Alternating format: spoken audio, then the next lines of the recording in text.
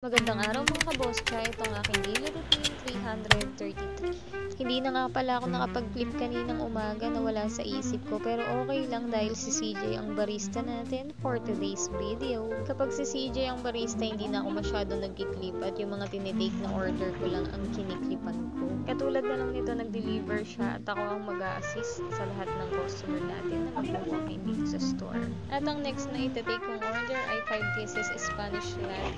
Ipipick up yan dito sa store. Order online nga pala to pero for pick up. So, ayun lang naman, maikli lang yung scenario na ipapakita ko sa inyo dahil magto-12 midnight na at kailangan na rin natin mag-close para bukas ay maaga tayo. So, yun lang naman for today's video. Bukas na lang ulit tayo magkita-kita. Bye!